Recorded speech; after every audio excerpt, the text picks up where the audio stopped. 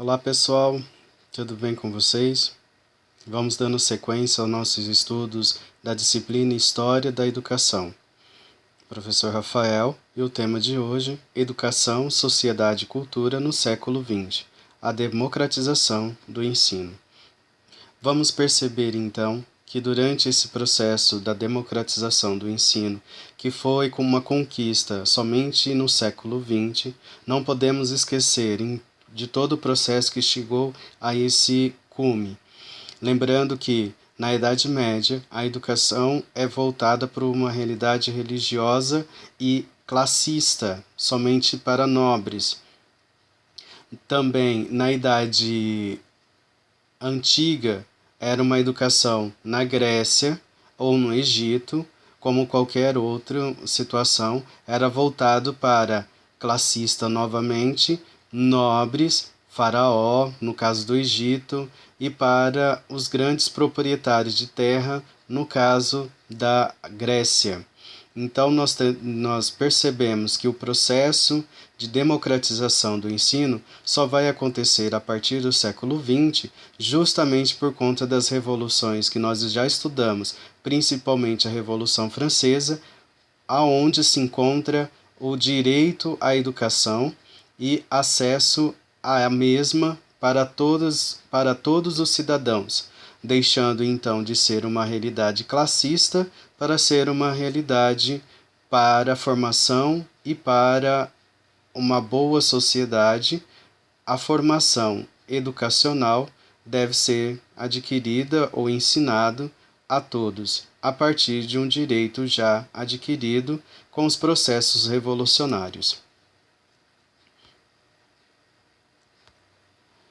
A partir do século XX, temos alguns movimentos que vai nos mostrar que esse século XX, muito diferente de outros séculos, ele é um século pautado em grandes conflitos, já logo no seu início, e esses conflitos a gente pode defini-los como étnicos, por se tratar de uma questão. Quando a gente fala de etnos, a gente está falando de confrontos ou de conflitos culturais, até porque o mundo está passando, a partir desse século XX, por um processo chamado globalização.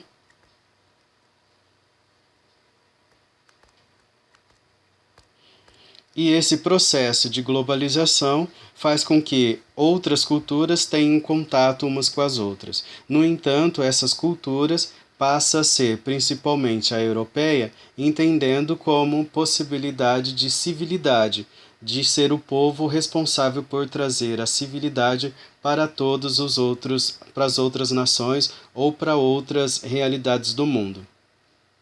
Por assim dizer, temos alguns conflitos étnicos culturais com relação à religião,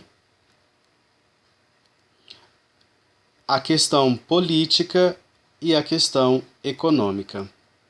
Porque quando a gente fala de tudo étnicos, nós estamos falando de todas essas realidades que abarcam a nossa sociedade. Dentro dos conflitos, nós vamos destacar os religiosos, pelo fato de crença ou não crença dentro de um Deus judaico-cristão romano, apresentado pela Igreja Católica, como também um cristianismo diferenciado a partir da revolta de Martim Lutero. Também não podemos esquecer que a sociedade de globalização é um conceito necessariamente político e econômico. Por assim dizer, vai se prevalecer a realidade de democratização, como por exemplo, vinda dos Estados Unidos, pelo fato de os Estados Unidos ser a grande potência mundial. E por assim dizer, seu sistema, que é democracia, então, vem de um poder de um Estado maior, uma potência, no caso, Estados Unidos, e também não, com a questão da sua economia. Então, aqui é a democracia, vinda de lá, entendida a partir dos conceitos dos Estados Unidos, e a questão do da economia, o capitalismo, que também vindo de qual país? Dos Estados Unidos. Assim, meus caros, minhas caras, não podemos esquecer que a educação está envolvida e deve, a gente vai perceber com John Day, com relação à educação, a educação vai estar envolvida em todos esses processos, porque precisamos formar cidadãos de acordo com essas necessidades que o mundo emergente, globalizado, está nos apresentando. Antes de tocarmos sobre a questão da Segunda Guerra Mundial, eu fiz um contraponto aqui, porque nós tivemos a Revolução Russa, tá? Foi a primeira revolução, o cunho nesse aspecto era um cunho socialista. Por assim dizer, eu tenho que diferenciar a Revolução Inglesa, a Revolução Francesa, a Revolução Industrial, ela tem um cunho capitalista, de vontade capitalista, de um desejo capitalista. Qual a diferença, então, com relação à Revolução Russa? A Revolução Russa, ela vem de uma realidade contrapondo a esse capitalismo ao socialismo. E, por assim dizer, essa formação de Estado passa a ser comunista e não uma sociedade capitalista. Quando a gente fala de comunista, nós estamos falando de uma sociedade em que todos são tratados como igual. E o poder maior não é o poder privado.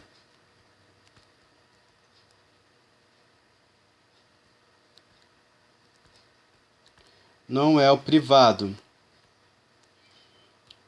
O poder maior aqui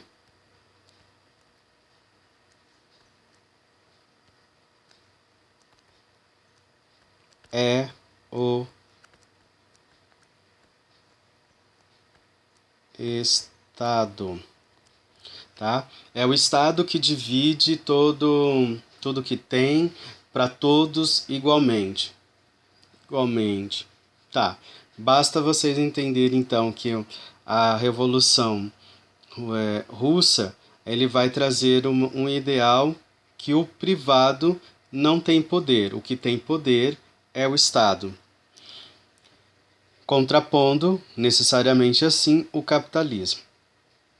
E aí nós vamos falar da Segunda Guerra Mundial com a figura com a figura de Hitler, tomando então o poder do partido chamado nazismo. E por assim observar, diante da história da humanidade, foi uma das grandes atrocidades com relação a experiências que se faziam, a perseguição a judeus, negros, homossexuais, deficientes, que esse movimento trouxe para dentro do contexto, contrapondo tudo aquilo que a gente tinha conquistado com as filosofias humanistas, antropocêntrica, e considerando o outro uma coisa, um objeto, passível de experimentação. Porque o nazismo nada mais do que isso foi testes realizados com pessoas humanas insistentemente, sistematicamente e sendo observado, sendo apontado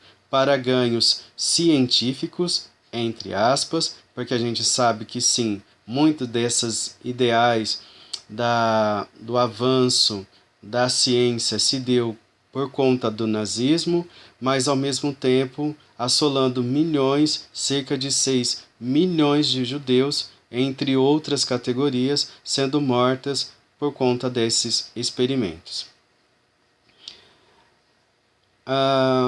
O aumento de manifestação à intolerância. E aí nós podemos perceber que, graças a esse movimento nazista, nós tivemos uma intolerância com relação xenofóbica. O que é xenofóbica? Pessoas vindas de outros países, é o medo, o o pavor de pessoas vindo de outros países. E neonazista, tá? Com um cunho neonazismo. Vamos seguir.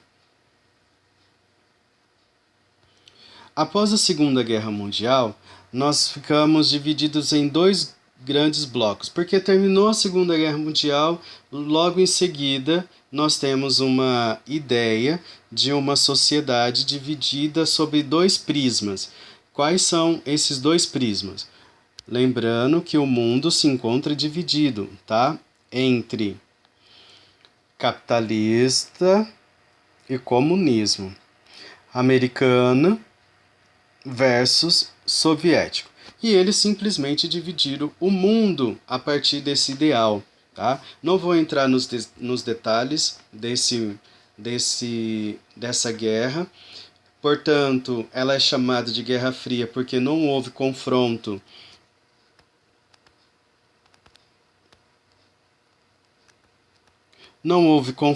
direto, né, entre essas duas potências, entre a União Soviética, o RSS, versus os Estados Unidos. Não houve um confronto direto, mas indiretamente nós vamos ver, depois eu vou mostrar uma lista dos acontecimentos, guerras, confrontos, situações sendo financiadas com esse propósito de manter o mundo dividido entre dois prismas. Lembrando que a que mais sofreu com essa divisão foi a Alemanha, por conta da construção do Muro de Berlim, onde eu tenho a Alemanha Ocidental capitalista e a Alemanha Oriental socialista. E a construção desse muro, mesmo ele sendo um símbolo, ele dividiu realmente esse país dentro dessas duas realidades, dividindo famílias, dividindo pais, ideologicamente com pensamentos diferentes. Pais e filhos, esposas, enfim. Contatos familiares que não podia ficar de um lado ou do outro, e porque tinha essa construção desse muro. Esse confronto, quem venceu vitoriosamente foi o capitalismo, portanto, até hoje a gente vive dentro desse modelo econômico capitalista, e a exclusão e o sumiço da União Soviética, e agora sendo somente chamado de Rússia. Tá? Vamos seguir.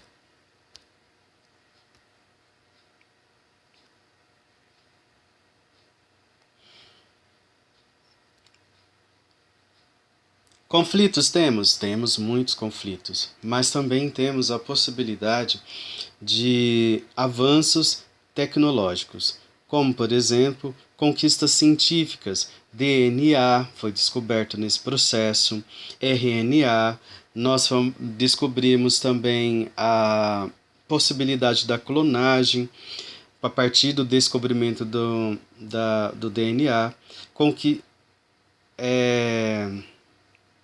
não podemos esquecer também das comunicações. Aqui eu repeti, tira essa parte aqui, conquistas científicas, aqui seria tecnológicas.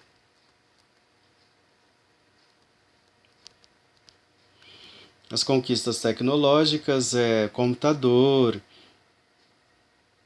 celulares, todo a partir do século XX. As conquistas científicas, DNA, RNA, que dão possibilidade então da gente fazer o uso da clonagem e de conhecer. Também não podemos esquecer das vacinas, né? Dentro dessa realidade, dentro desse avanço científico. Dentro ainda com a possibilidade de entendermos não podemos esquecer que este século ele vai permitir com essas descobertas, uma mudança muito mais acelerada do conhecimento. Por quê? Porque nós temos agora o sistema de comunicação, né, muito mais veloz, com muito mais rapidez, com muito mais eficácia do que a gente tinha antigamente, tá?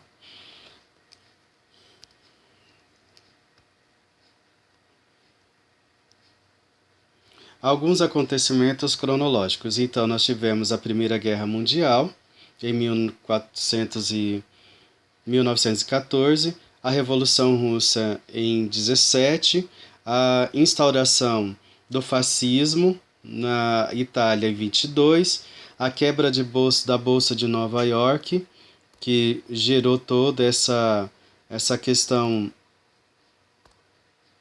do que a gente está propondo. Deixa eu só excluir aqui. Isto. A Bolsa da quebra de Nova York é que, com o fim da Primeira Guerra Mundial, os Estados Unidos trabalhou muito sobre especulação. E essa especulação sobre o processo de industrialização era exatamente para acudir, né, os países que foram afetados territorialmente, economicamente, com a Primeira Guerra Mundial. Com a estrutura já pronta, reorganizada da Europa, porque a guerra aconteceu lá, Europa, com a estruturação da Europa, houve então um desaceleramento na produção nos Estados Unidos. Com isso gerou uma crise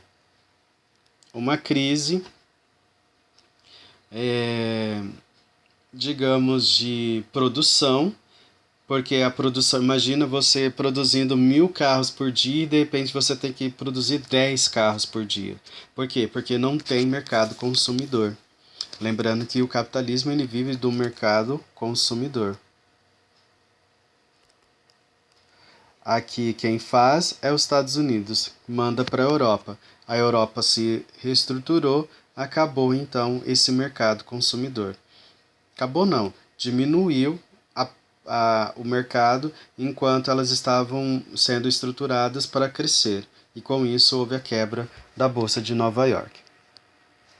A instauração da ditadura militar no Brasil, em Portugal. Também não podemos esquecer do nazismo na Alemanha. A instauração da ditadura Franco-Espanha. Segunda Guerra Mundial, é onde nós estávamos falando, 1939 a 45, a revolta ou o retorno de um ataque que houve do Japão aqui durante essa guerra, né? Durante essa guerra, houve um ataque do Japão a uma base militar Pearl Harbor dos Estados Unidos, e os Estados Unidos, com a produção da bomba atômica, atinge Hiroshima e Nagasaki como retaliação. Lembrando que essa bomba foi a primeira bomba utilizada em grande escala atômica, onde nós vimos corpos sendo derretidos, um lugar hoje, que até hoje, pessoas com grande possibilidade de despertar em seu organismo câncer, gravidez com sérios problemas de desenvolvimento do feto, enfim. Ainda temos 1945 até os dias de hoje essa situação nessas duas cidades, Hiroshima e Nagasaki. A instauração da República na China, a China deixa de ser uma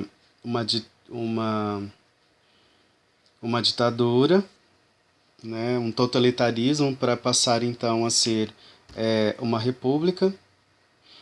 Revolução Cubana, com o fim do domínio dos Estados Unidos na ilha de Cuba.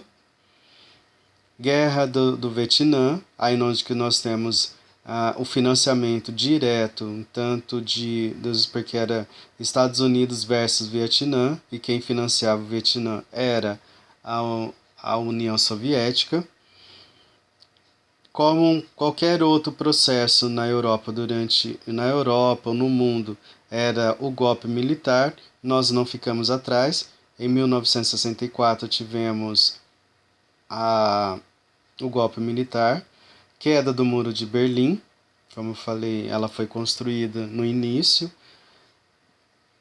e agora foi destruída em 1989. A desagregação dos estados socialistas, ou seja, o fim da União Soviética, e atentado terrorista em 11 de setembro, e o golpe e a guerra do Iraque em 2003, que continuam então. Então nós estamos falando de uma realidade de, de contemporaneidade que tem uma velocidade dos acontecimentos, como eu reafirmo novamente, muito rápida. Com isso, temos todos esses processos dentro de um mesmo século. Claro que a gente não pode ficar somente presos a realidades negativas, porque conquistamos algumas coisas. Por exemplo, nas conquistas sociais, o direito do voto às mulheres.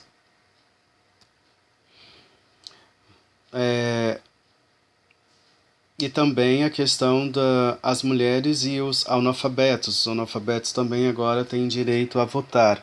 Professor, mas analfabeto votar? Então,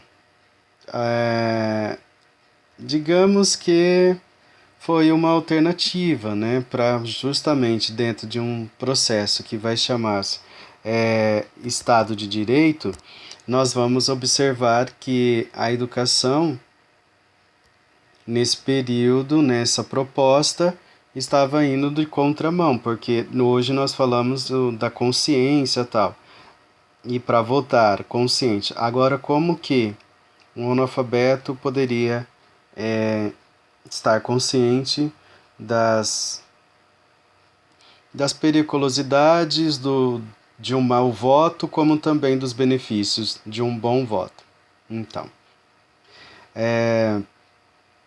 intensificação dos direitos do cidadão, reforçando ao que a gente viu lá na Revolução Francesa, mais direito às mulheres, às crianças, aos trabalhadores, aos idosos e às etnias e às minorias. Nós estamos vendo que então uma realidade de direitos e a intensificação dos direitos à defesa do meio ambiente e dos animais.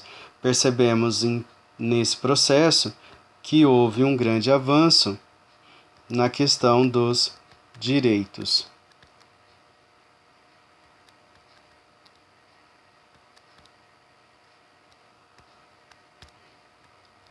Dos direitos.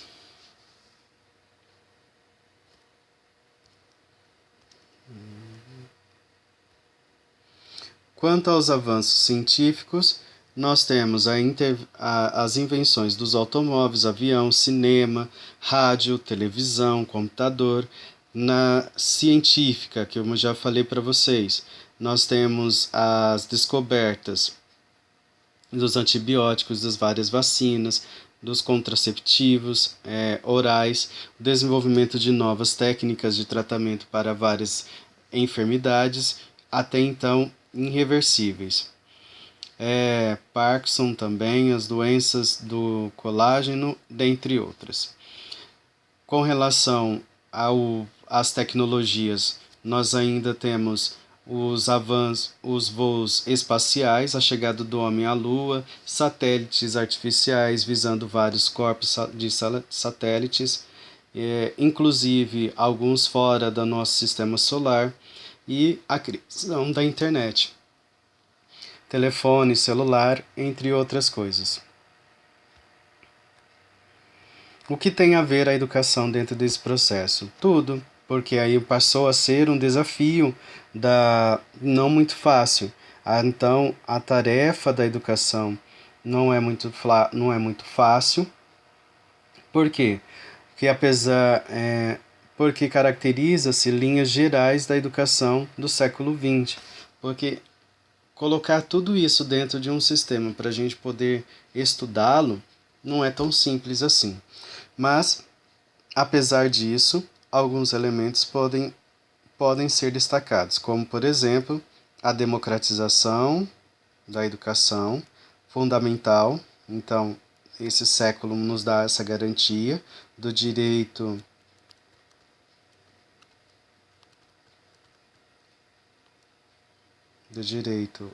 à educação. O ideal de democratizar a educação está presente desde das ideias dos renascentistas. Desde quando a gente falou de idade moderna, nós vimos esse desejo de que todos deveriam ter acesso ao conhecimento, à educação. Mas somente no século XX é que ela começa a ser implementada de fato. Várias reformas, hoje os objetivos dessa democratização do ensino vai além. Por quê? Porque hoje busca-se a universalização da educação. Universalização é todos terem acesso, todos conhecer e todos estarão no mesmo pé de igualdade. Utópico, mas valioso. E o único pensador de hoje, John Dee, que a gente vai estudar, vamos perceber alguns pontos propostos por ele. Mas antes disso, vamos conhecer um pouco sobre a sua filosofia. Lembrando que ele é um filósofo dos Estados Unidos. Ele inicia a elaboração de suas teorias sobre o processo educativo em 1894. Então ele está ali no meados do século XX, início do século XIX, início do século XX. Com esses objetivos, fundada em 1897 a Escola Experimental. O que eu posso dizer para vocês hoje é que John Dee, ele trabalha com uma filosofia chamada pragmatismo.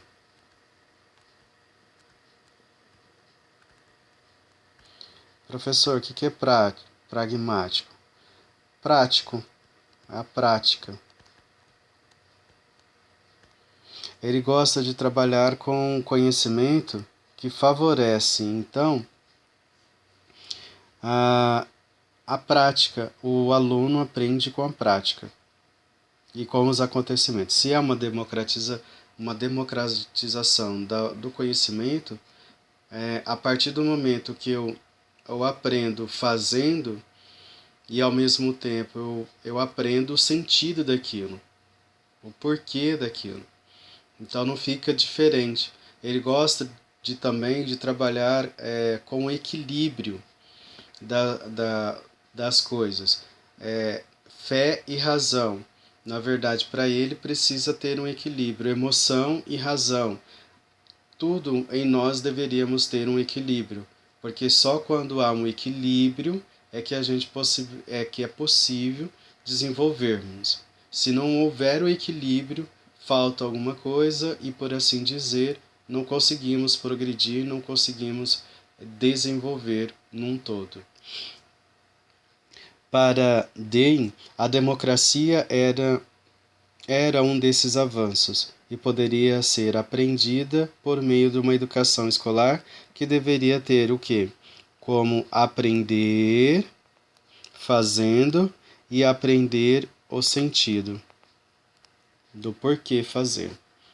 Sua intenção era encontrar um sistema educacional mais adequado para a contemporaneidade.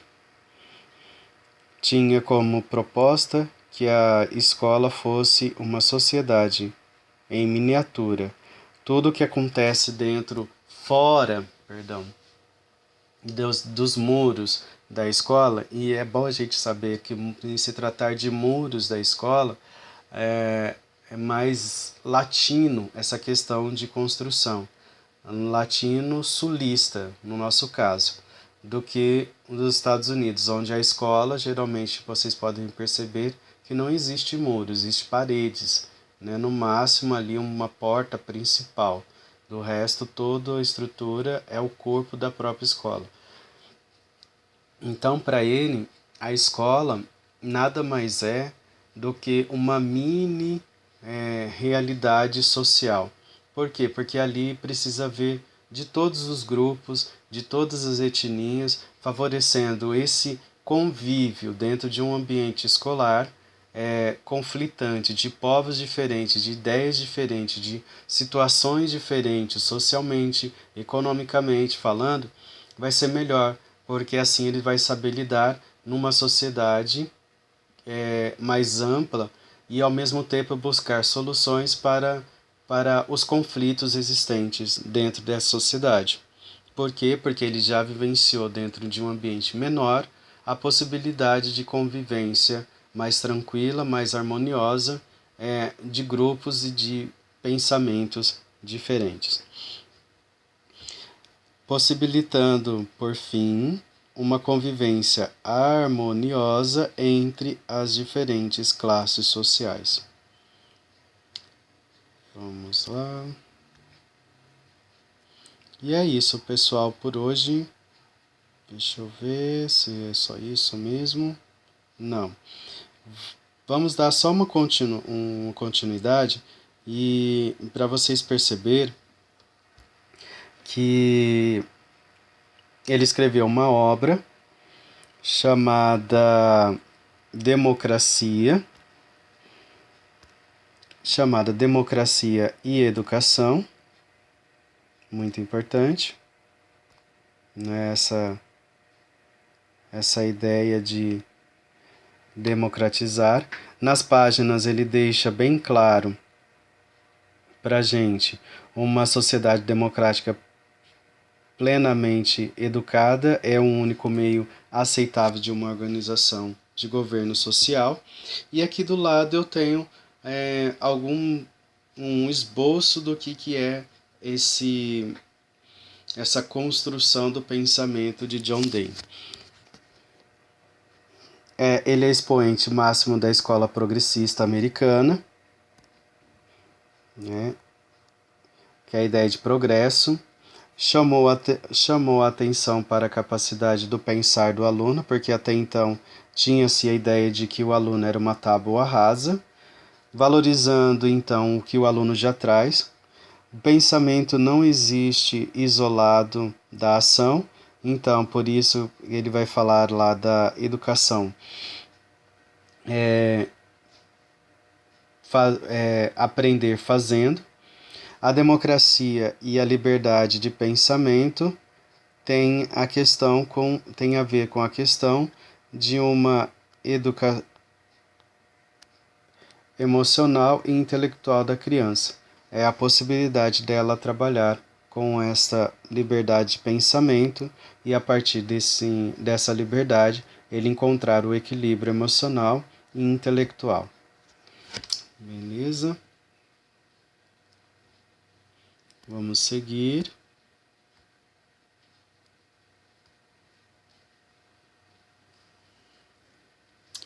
E o que ele traz para a gente de diferente? Primeiro, os conteúdos ministrados fossem úteis e necessários, principalmente por uma sociedade capitalista. O utilitarismo é muito forte.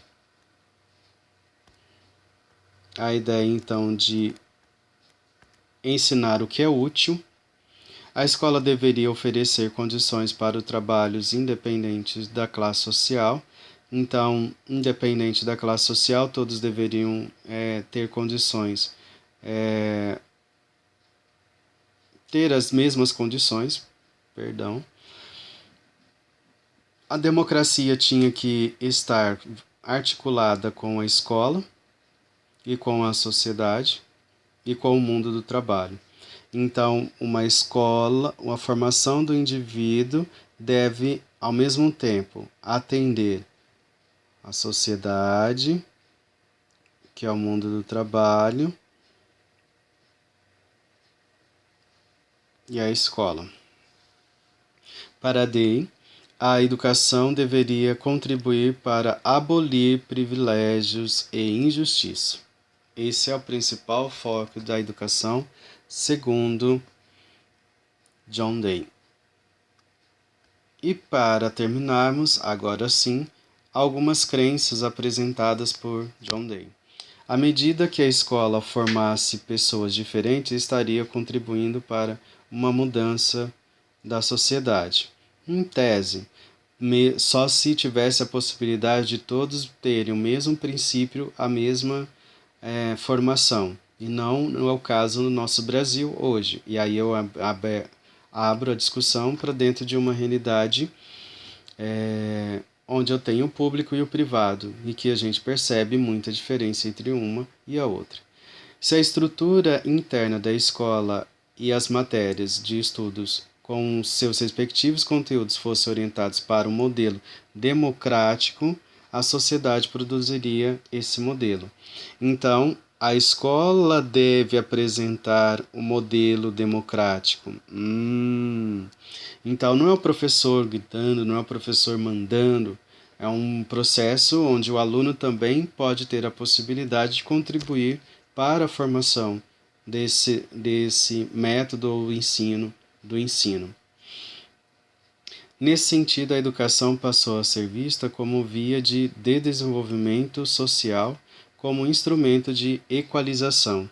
Aqui ele está falando que a educação, a pessoa que é pobre deveria ver e entender a educação como possibilidade de transformação social e, ao mesmo tempo, um instrumento de equalização, de equalizar o que está sendo injustiçado ou favorecendo a desigualdade social.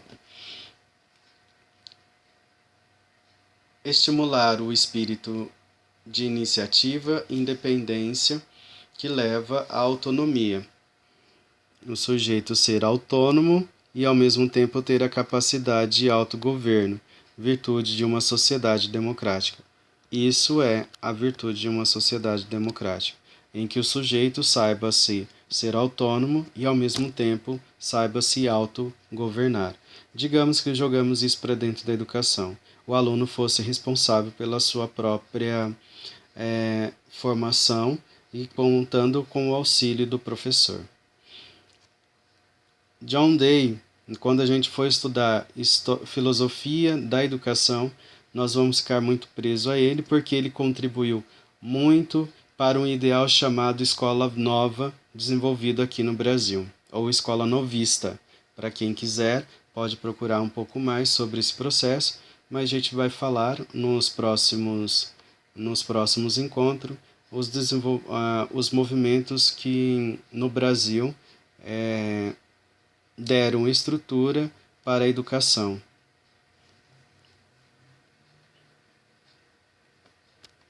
Então, uma boa noite e até logo.